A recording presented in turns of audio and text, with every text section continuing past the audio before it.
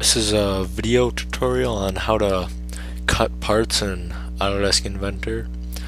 So, if you open up a part that you would like to cut, then I will show you. So just open like just a metal plate, I guess that'd be the easiest. Plate. So, gotta turn visibility on the sketches off.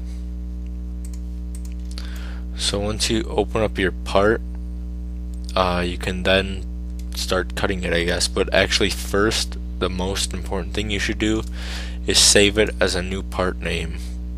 So that way, whenever you want to open up the part again, it's not cut or bent or anything.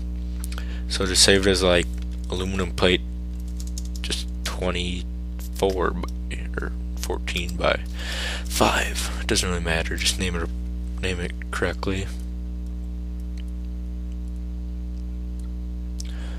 So now that you have your new part named, you can then start cutting it.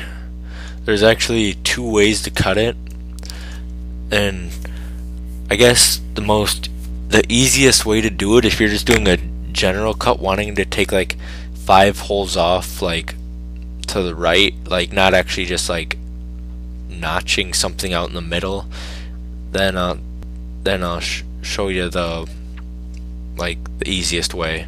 This is only if you're just like doing an easy simple cut. So to make an easy simple cut, just click on plane, click on the face that you would like if you want to cut to this way, like from right here to over there, then you want to click on this plane, then offset it to whatever distance you would like. I'll cancel that. And if you want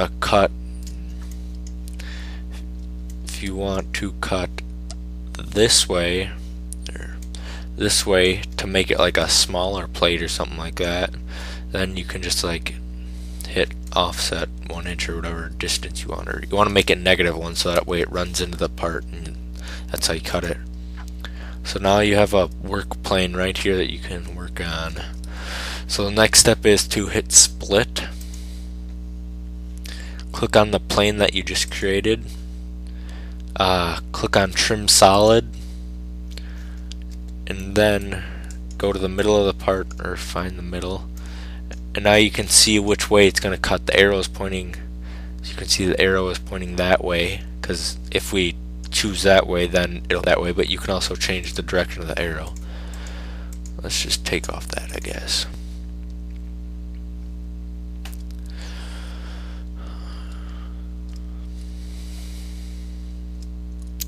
If it ever cuts. Alright, so now you have your cut part. This is on. Oh, the next step is oh shoot.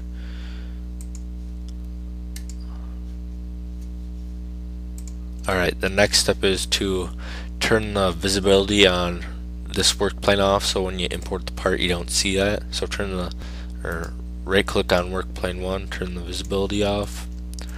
So now you have I guess a general cut.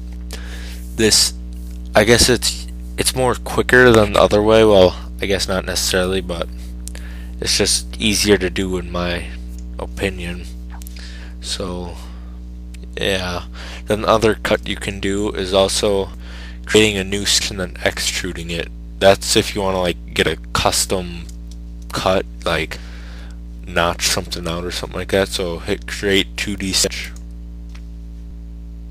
Click on the that you'd like, or the face, and now give you the sketch view, and you can draw what shape you want out. Like if you just want a rectangle, then draw a rectangle. Alright, once you're done drawing your cut that you want, hit finish 2D sketch, and now hit extrude right there. Click on your sketch you just made right there, So now it's extruding this way, because extrude really means pop out, but it can also mean like pop in, I guess. So well, right now it's actually extruding the join. There's many like options you can choose, but we want the cut. That's the second one right here. And now it's cutting 1 inch in. You don't always have to have 1 inch in, but I guess it's up to you. We could change that, but I don't want to do that. So then hit OK.